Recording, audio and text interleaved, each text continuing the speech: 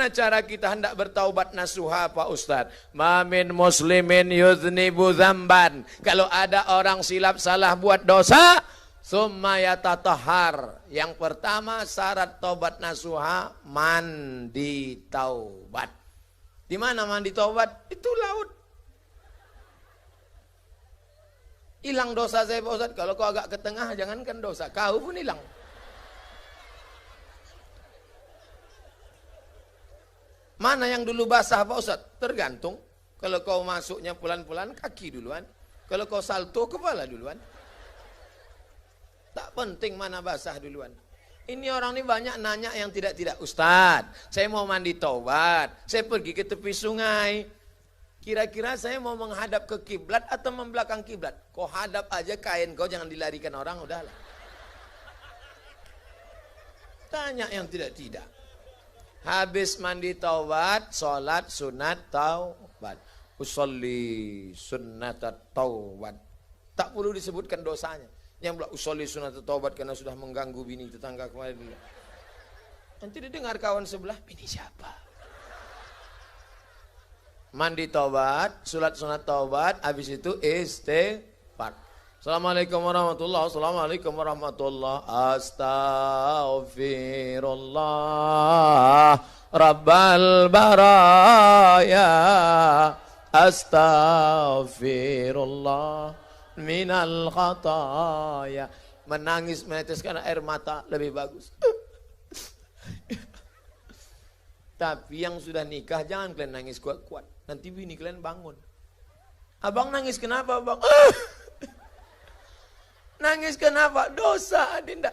Mana ada dosa? Kita dulu kan nggak ada pacaran. Bukan sama kau. Sama mantan. Hancur dunia persilatan. Jangan. Pokoknya kalian nangis, diam aja. Nangis aja.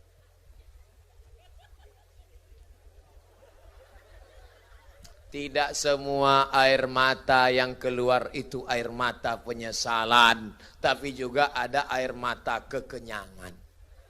Ada binatang, dia tidak punya pori-pori. Kita kalau capek lari, keringat keluar dari binatang ini. Kalau dia capek berkeringat atau kekenyangan, tak ada pori-porinya. Maka saluran airnya keluar dari air mata. Nama binatang itu buaya. Maka disebut air mata.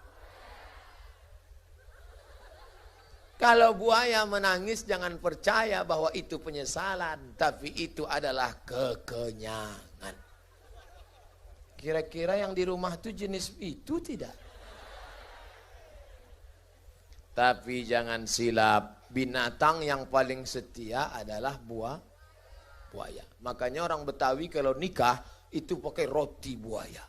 Buaya kalau sudah itu pasangannya tak bisa berpindah ke lain hati.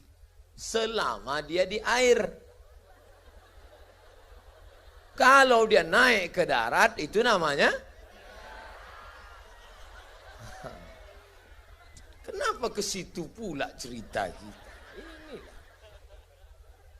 Bagaimana hukum laki-laki memegang tangan perempuan? Normal. Yang bahaya tuh laki-laki memegang tangan. Pas kita sedang duduk ceramah tiba-tiba dipegangnya. Saya kalau ada gitu ngelompat saya, oh, gawat kawan nih. Kamu ya. Na'udzubillah. Maksud pertanyaan ini bersalaman dengan perempuan yang tak mahram. Ustaz Somad.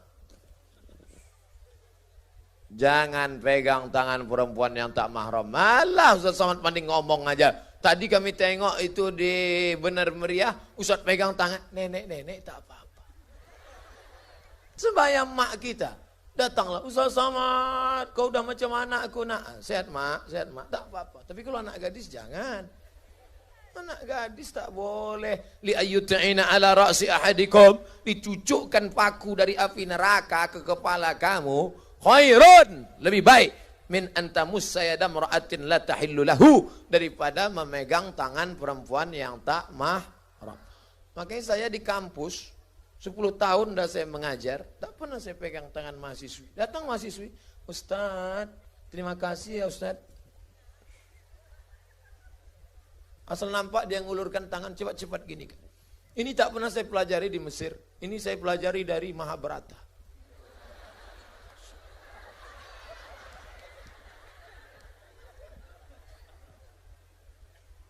Yang udah terpegang sempat, astaghfirullah rabbal baraya, astaghfirullah minal khataya.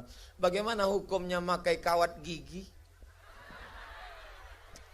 Orang zaman sekarang ini tidak. Setahu saya dulu kawat jemuran, kawat pagar rumah. Sekarang gigi pun berkawat. Merubah yang tak layak jadi layak, boleh. Merubah yang tak normal jadi normal, boleh. Ada orang tumbuh giginya, kalau senyum dia tak tidur kita nengoknya. Katanya. Maka orang begini boleh pergi ke dokter gigi, dipasang kawat dari tak normal menjadi normal. Tapi yang sudah normal mengada-ngada, fashion, style, gaya. Apalagi kawat gigi tadi berwarna-warni. Hari Senin hijau, hari Selasa ungu, hari Kamis pink, hari Jumat transparan macam hantu. Asal jumpa sama orang, ini tak boleh. Berapa pula harga kawat gigi tadi? Ada pakai permata-permata pula. La ilaha illallah Rasulullah. Apa hukum rebonding rambut Pak Ustadz? Laki-laki tak apa-apa. Perempuan kalian bersolek untuk laki kalian. Banyak sekarang perempuan bersolek untuk laki orang lain. Kalau dia mau pergi putih. Tapi kalau di rumahnya macam hantu. Oleh sebab itu kalian rebonding. Tapi yang menengok tak orang lain. Laki kalian saja. Maka hukumnya mubah. Tapi kalau dia setel rambut 3 warna, merah, kuning, kelabu.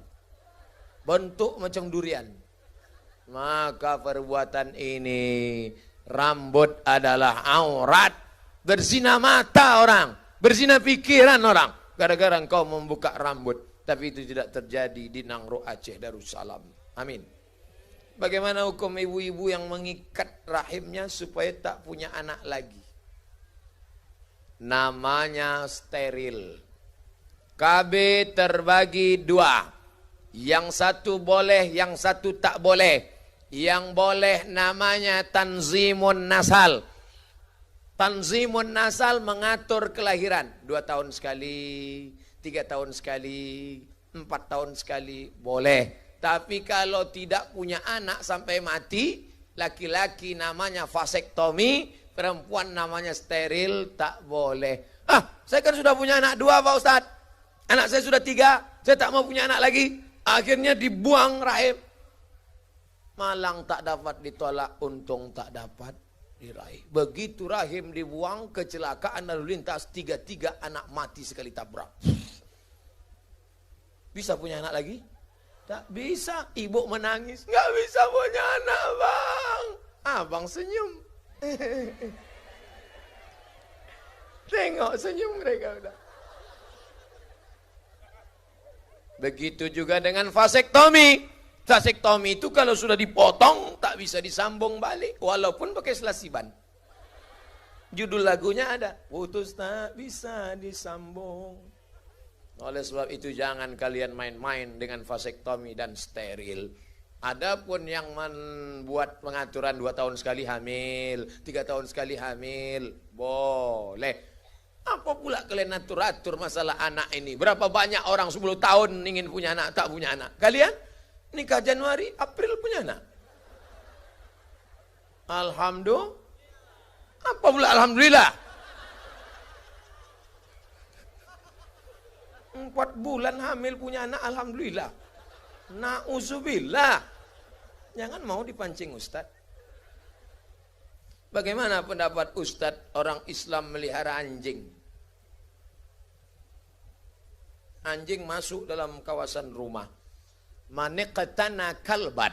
Siapa yang memelihara anjing, maka 1 hari amalnya dikurangi sebesar bukit Uhud. Bukit Uhud itu panjangnya 7 kilometer. Nanti pergi ke Madinah, tengok Bukit Uhud, kalau malam bercahaya dikasih lampu, panjang 7 kilometer, sehari amalmu dikurangi 7 kilometer. Sedangkan amalmu sehari sebesar bisul. Jadi tiap hari amalmu min. 2. Malaikat lama tak turun ke rumah Nabi. Waktu turun surat Ad-Duha, Nabi bertakbir. Itulah kenapa orang singkel kalau hatam kaji baca Wad-Duha pakai La ilaha illallah wallahu akbar. Bismillahirrahmanirrahim Wad-Duha. Kenapa sebelum baca Wad-Duha bertakbir? Karena Nabi bertakbir senang hati turun surat Ad-Duha. Lama surat Ad-Duha tak turun. Kenapa? Karena ada bangkai anak anjing di bawah tempat tidur. Datang khaulah mengulurkan batang sapu. Jibril, kenapa lama tak datang bawa wahyu? Kami lama tak bawa wahyu karena ada bangkai anak anjing. Kami tak masuk ke rumah kalau ada anjing.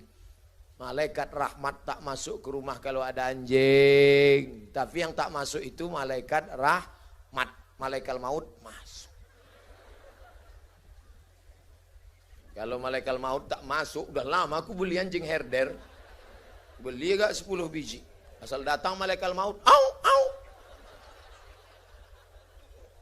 Jangan kalian potong video aku menggunggung tadi.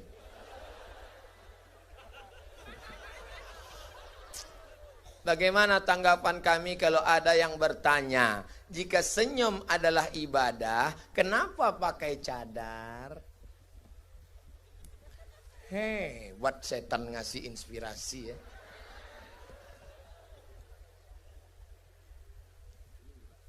Nanti saya turun dari mobil, jamaah bukan main senangnya menyambut ustadz. Maka apa respon saya pertama yang datang dari jauh menghadapi jamaah pencinta yang sayang? Adalah pertama senyum. Maka begitu turun saya pun senyum. Karena tidak menimbulkan fitnah. Bolehkah anak gadis senyum kepada laki yang tak mahram? Kalian sedangkan rambut aja bisa menimbulkan fitnah, apalagi senyum. Jangan kalian sembarang senyum. Mungkin kalian tak apa-apa, mereka panas dingin. Oleh sebab itu makna senyum di sini adalah laki-laki sama-sama laki-laki. Perempuan dengan perempuan melihat wajahnya boleh apa tak boleh? Boleh. Tapi perempuan senyum kepada laki-laki menimbulkan fitnah, waspada. Jadi maknanya, kenapa perempuan bercadar? Cadar ajaran Islam. Yang tak bercadar berjilbab pun ajaran Islam. Dua-duanya ajaran Islam. Jangan ejek perempuan bercadar. Perempuan bercadar kau ejek. Tapi perempuan pakai rok pendek kau diam. Perempuan bercadar kau ejek. Perempuan tak pakai baju kau diam. Otakmu sungsang. Cadar ajaran Islam. Nanti kalau ada perempuan bercadar diejek, kenapa kau bercadar? Jawab, hai perempuan bercadar dengan lembut, jangan marah. Kami bercadar bukan menjaga hidung kami. Kami bercadar bukan jaga pipi kami. Kami cadar bukan jaga bibir kami. Kami bercadar menjaga mata lakimu yang gatal. Oleh sebab itu bukan halangan perempuan bercadar untuk senyum ke wajah saudaranya, untuk bermusafahah sesama mahramnya. Akan tetapi senyum kita laki-laki, kata Nabi, tabassumika, ka laki-laki, fi wajhi akhika, ke wajah saudaramu, sedekah. Kalau bisa kau kasih duit untuk pembangunan menara masjid Baitus Sholihin. Tak bisa kasih duit, ikut gotong royong sampai lecet tanganmu mengacau semen, mengaduk semen. Tak juga bisa, datang senyum. Udah sampai mana bangunannya? Bisa kasih duit, kasih duit. Tak bisa kasih duit, ikut gotong royong. Tak bisa ikut gotong royong, datang senyum, kasih semangat. Jangan ngasih duit tidak, ngasih semen tidak, senyum tidak. Nanti menara udah, ini nampaknya miring ini. Kok bisa miring? Ini gayanya. Kalau ada model begini, antukkan kepalanya ke menara itu. Akhirnya saya ceramah 2 jam kurang 15 menit.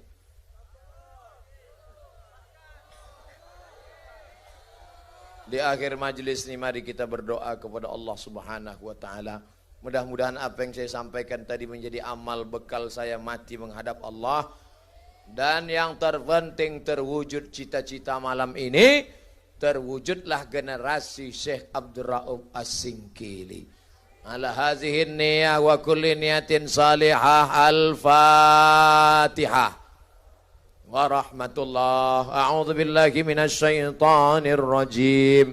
Bismillahirrahmanirrahim. Alhamdulillahi rabbil alamin arrahmanir rahim maliki yaumiddin. Iyyaka na'budu wa iyyaka nasta'in. Ihdinas siratal mustaqim. Siratal ladzina an'amta 'alaihim ghairil maghdubi 'alaihim waladdallin. Amin. Allahumma awsil thawaba ma qara'nahu min suratil Fatihah ilal marhum Syekh Abdul Rauf As-Singkili bin Syekh Ali Al-Fansuri. Sampaikanlah pahala bacaan Fatihah kami kepada ulama besar kecintaan kami Syekh Abdul Rauf As-Singkili bin Syekh Ali. Jadikan surga sebagai tempat tinggalnya ya Allah. Allahumma ja'al qabrahu radatan min riyadil jinan. Jadikan kuburnya salah satu dari taman surgamu. La taj'al kuburahum hufratan min hufarin niran. Jangan jadikan kubur mereka salah satu dari lubang nerakamu. Allahumma ja'al abna'ana wa banatina min huffazil Qur'an wal hafizat. Jadikan anak-anak Singkil menjadi para penghafal Al-Qur'an. Minal mujahidina fi sabilik bi amwalihim wa anfusihim. Mereka akan menolong agamamu dengan harta dan nyawa mereka ya Allah. Allahumma ja'al hadzal balada baladan aminan mutmainnan ya'tihi rizquhu min kulli makan. Jadikan Singkil negeri yang aman, damai, terbuka pintu rezeki dari segala penjuru. Allahumma in kana rizquna fis sama' fa anzilhu. Kalau rezeki kami masih tergantung di langit, turunkan ke Singkil ya Allah. Wa in kana fil ardi fa akhrijhu. Kalau masih tertanam dalam tanah, keluarkan ke Singkil ya Allah. Wa in kana ba'idan faqarribhu. Kalau masih jauh di tengah laut, dekatkan ke Singkil ya Allah. Wa in kana mu'siran fayassirhu. Kalau masih sulit, mudahkan untuk kami bil khusus yang berada di Singkil, Nangro, Aceh, Darussalam ya Allah. Allahumma anzilir rahmata wassalamata wal barakata ala hadhil jamaah. Turunkan keselamatan, kerahmatan, keberkahan kepada seluruh jamaah yang hadir maupun yang mendengarkan melalui streaming malam ini ya Allah. Allah mawaffiq ulata umurina, Bapak Bupati, Wakil Bupati, Bapak Sekda, Forum Komunikasi Pimpinan Daerah, Bapak Anggota Dewan, condongkan hati mereka untuk menolong agamamu dengan kekuasaan yang kau titipkan di tangan mereka ya Allah. Allahumma rzuqna imaman adila, berikan Republik Indonesia wakil-wakil rakyat, pemimpin yang adil dan amanah. La tusallit alaina bidzunubina man la yakhafuka wa la yarhamuna. Jangan kau hukum kami karena kesilapan kami, karena dosa kami. Kau hukum kami dengan pemimpin pengkhianat dan tak sayang pada kami serta tak takut padamu ya Allah. La tada' lana dzamban illa ghafarta. Bubar kami dari majelis ini dalam keadaan bersih dari dosa-dosa. Wala dainan illa qadaita. Lepaskan kami dari hutang piutang riba. Wala maridhan illa syafaita. Ada di antara kami yang sakit, angkat penyakitnya, sehatkan ya Allah. Wala mayitan illa rahimta. Yang sudah meninggal dunia, curahkan rahmatmu untuk mereka. Wala aziban illa zawajta. Yang lajang, yang gadis ingin menikah, jumpakan dengan jodoh yang baik-baik ya Allah. Wala raghiban illa anjabta. Yang sudah menikah belum punya anak, segera berikan, kirimkan anak yang baik-baik, soleh dan solehah. Wala hajatan min hawaijid dunia wal akhirati laka ridha walana fiha salah. Segala hajat dunia, hajat akhirat baik bagi kami dan engkau ridha, maka tunaikan, tolong mudahkan hajat kami itu ya Allah. Allahumma khtim lana bi husnil khatimah wala takhtim alaina bi su'il khatimah. Allahumma ja'al akhir kalamina inda intihai ajalina. Ketika ajal kami sampai, malaikat maut mencabut nyawa kami, yang terakhir keluar dari mulut kami kalimah la ilaha illallah Muhammadur Rasulullah sallallahu alaihi wasallam. Rabbana atina fid dunya hasanah wa fil akhirati hasanah wa qina adzabannar. Wa sallallahu ala sayyidina wa maulana wa syafi'ina Muhammad wa ala alihi wa sahbihi wa sallam. Walhamdulillahi rabbil alamin. Taqabbalallahu minkum minna wa minkum taqabbalallahu ya karim. Pulang dengan tenang, jangan tinggalkan sampah-sampah. Tunjukkan generasi Syekh Abdurraub As-Singkili yang jaga kebersihan. Terima kasih segala perhatian. Mohon maaf segala kesilapan dan kekhilafan. Wallahul muwaffiq ila aqwamit thoriq. Wassalamualaikum warahmatullahi wabarakatuh.